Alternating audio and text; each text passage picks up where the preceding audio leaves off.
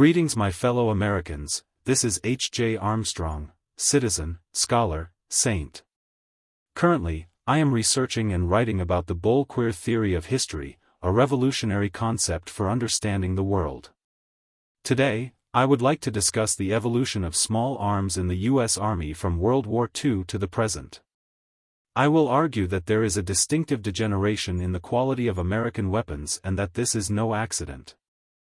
I hope to demonstrate that America's political leaders have endangered this country's national security due to their irrational hatred of and fear of bull-queers.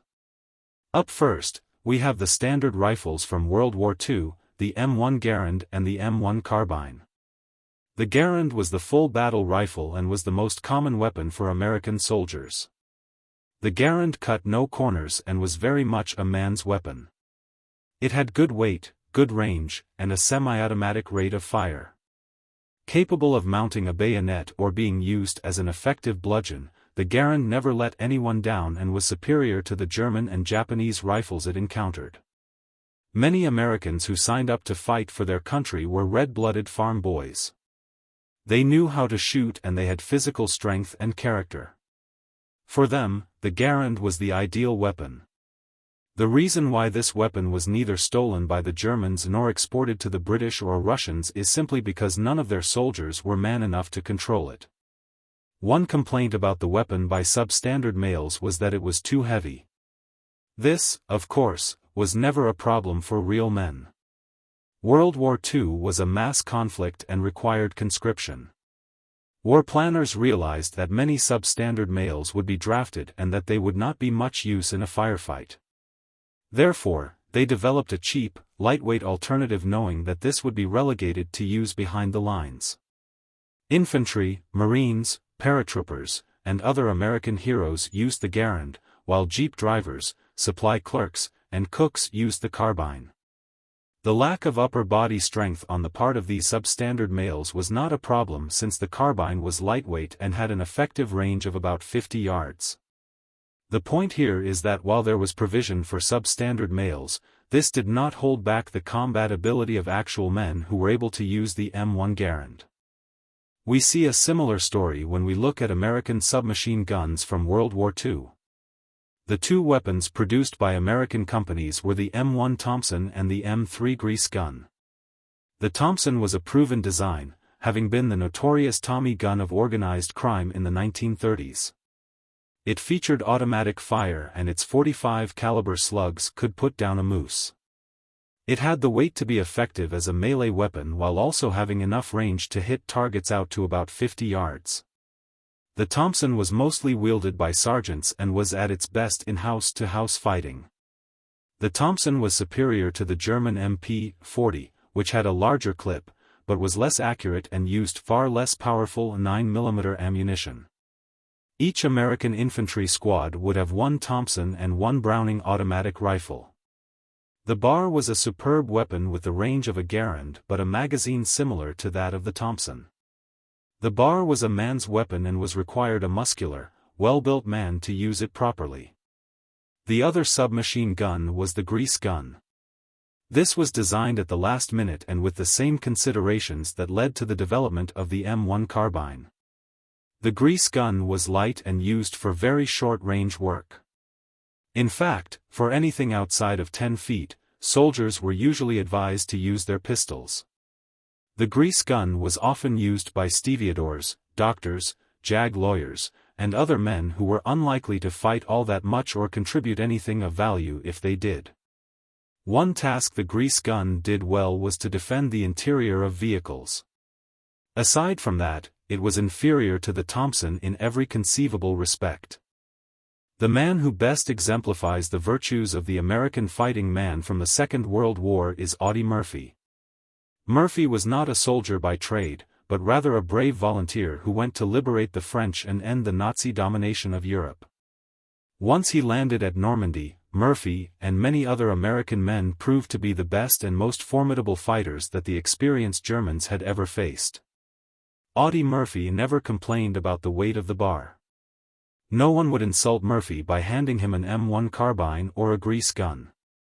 I don't wish to demean the contributions of substandard males to the war effort. Some of them occasionally got kills. For the most part though, they only fetched coffee, fetched ammo, or served spam to the Audie Murphys of the world. Whenever there is a mass mobilization, there is always going to be some pressure for what is now called diversity, equity, and inclusion. American war planners in World War II did it right. Thompsons could be wielded by businessmen and Garins were deadly in the hands of farm boys. On the other hand, nerds and Negroes could lug around the M1 carbine or grease gun and pretend to be real soldiers while they delivered mail. Once World War II began to fade into the distance, American morality and the quality of its small arms began to decline. The initial replacement for the M1 Garand was the M14, which retained most of the features of the Garand but upgraded the clip size and made other improvements. Had the U.S. Army stuck with the basic design of the Garand and continued to develop it, then the current model in 2024 would be the ultimate battle rifle. As things stand now, America has wasted over 50 years on a failed design that is inferior to its main competition.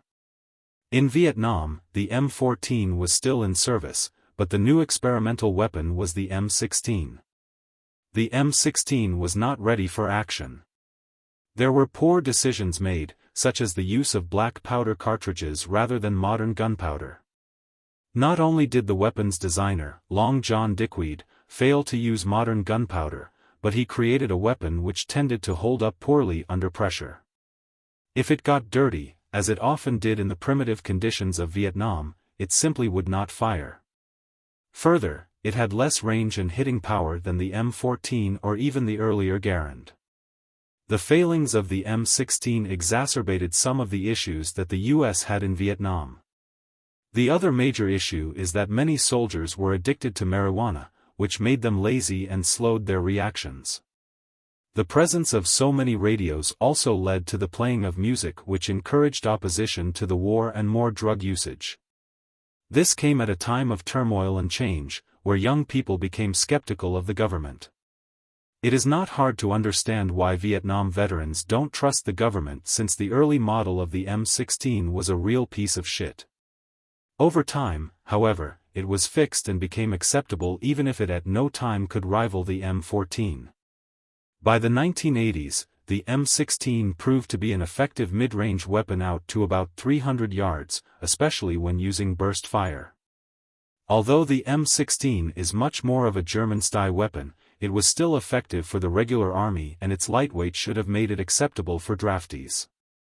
As is so often the case though, rare is the man with the sense to leave well enough alone. Rather than sticking with the now proven M16, the Army decided to move to an inferior derivative, the M4. The U.S. Army developed and deployed the M4 in 1994. This was one of the initiatives of Bill Clinton, the most anti-military and un-American president ever.